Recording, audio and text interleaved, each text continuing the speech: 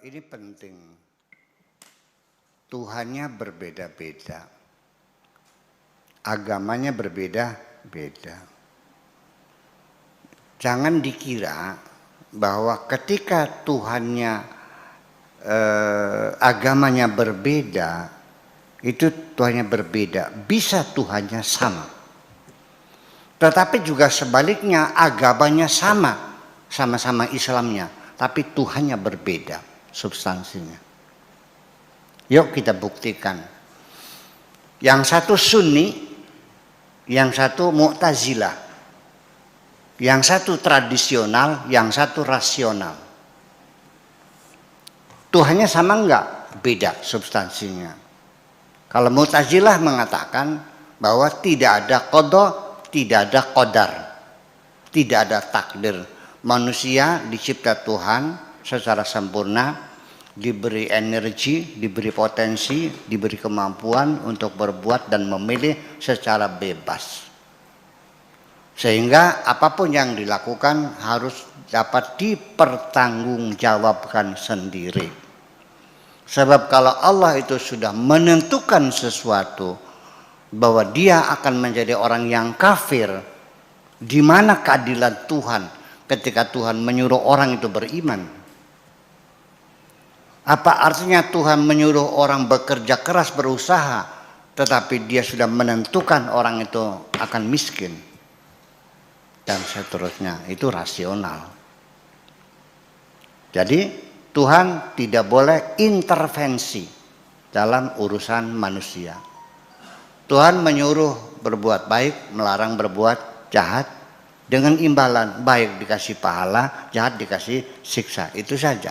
Kalau baik dan buruk sudah ditentukan, berarti Tuhan tidak adil. Itu rasionalis Mu'tazilah. Kalau ini Jabariyah, namanya lagi Jabariyah.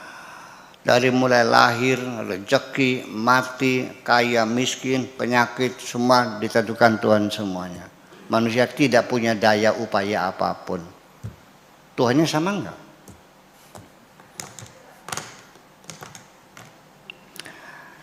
Mu'tazilah, Tuhan ya Tuhan. Tapi apapun perbuatan Tuhan harus tunduk pada hukum kausalita. Ini tidak. Tuhan apapun berkehendak, sekalipun harus melanggar hukuman undang-undang alam. Berbeda, agamanya sama. Sampai saling bunuh-membunuh kok. Mu'tazilah ini 10.000 yang dibunuh oleh Sunni ini. Demikian ketika Mu'tazilah berkuasa, ahli Sunninya termasuk juga dibantai juga. Satu agama. Tetapi ketika agama berbeda, mungkin gak Tuhannya sama? Ya mungkin. Dalam Al-Quran dikatakan, wa min ahlil kitabi man amana billah. Di antara ahlul kitab, Nasrani, Yahudi, ada yang beriman dengan Tuhan tuh. Sama tuh seperti kita. Syariatnya berbeda, Tuhannya sama. Iya kan? Nah itu yang menjadi persoalan.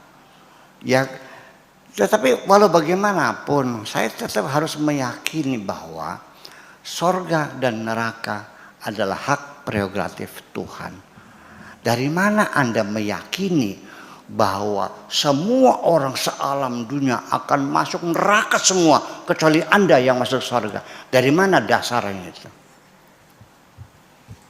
Anda jangan bikin undang-undang yang dipaksakan kepada Tuhan. Tuhan itu tidak terikat dengan undang-undang apapun. Dia mutlak.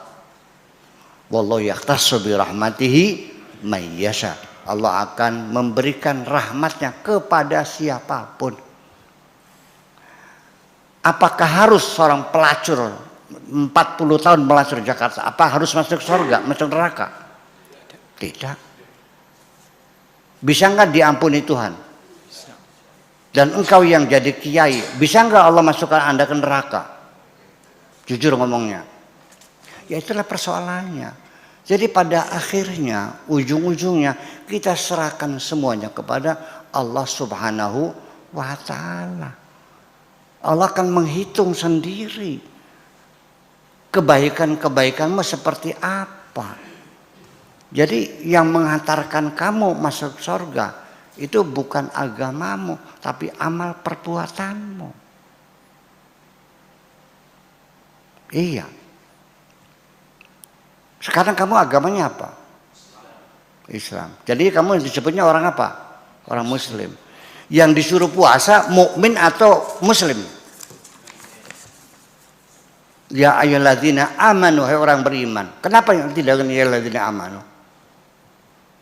Karena Islam itu hanya formalitas lahiriah. Selagi Anda sholat, puasa, haji, zakat, ya sudah sah Anda sebagai Muslim.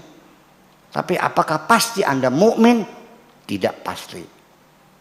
Terlalu banyak orang yang Muslim, tapi keimanan belum masuk ke dalam hati mereka. Sama seperti diperingatkan oleh Tuhan ketika ada orang Arab datang kepada Nabi. Mereka mengatakan qalu amanna bal qulu aslamna. Ditegur mereka, wahai orang-orang Arab, jangan mengatakan kami telah beriman. Bal qulu aslamna. Sebaiknya kau katakan kami telah berislam, belum beriman. Apa alasannya? Walamma yadkhulul imanu fi qulubihim. Karena keimanan belum masuk ke dalam hati mereka. Jadi banyak sekali orang Muslim yang belum beriman. Yang dijamin masuk surga adalah bukan seorang Muslim, tapi orang yang beriman. Yang dipanggil untuk puasa, orang yang beriman. Yang disuruh haji, orang yang beriman. Semua ibadah-ibadah ini yang disuruh, Tuhan memanggilnya ya ayyuhalladzina amanu, berarti yang siap melaksanakan perintah Tuhan adalah keimananmu, bukan keislamanmu. Oke, nanti di penghujungnya, bisakah Allah di akhir kiamat nanti, oke lah, yang berdosa dihukum sekian tahun selesai, diangkat masuk surga. Ini karena dia jahat merampok, dihukum sekian miliar tahun masuk surga. Mungkin enggak di akhir ronde terakhir surga kosong dan semuanya masuk, neraka kosong semuanya dimasukkan ke surga. Mungkin enggak? Mungkin juga. Dan paham semacam ini disebut dengan paham universalism. Jadi artinya semua orang akhirnya mendapat ampunan Tuhan semuanya dan akan masuk surga semuanya. Mana mungkin seorang pencipta akan kejam dengan ciptaannya? Apalagi Tuhan. Saya juga tidak mungkin saya akan kejam dengan anak-anak saya. Paham nggak? Ini santri saya ini ada yang nakal nggak? Ada yang nurut nggak? Yang malas ada nggak? Yang rajin ada nggak? Yang tukang nyolong ada nggak? Yang berantem ada nggak? Semuanya. Yang cerdas santriku, yang bodoh santriku, yang nakal santriku, yang baik santriku, semuanya aku sayangi semua. Masa aku lebih hebat dari Tuhan? Gimana lagi?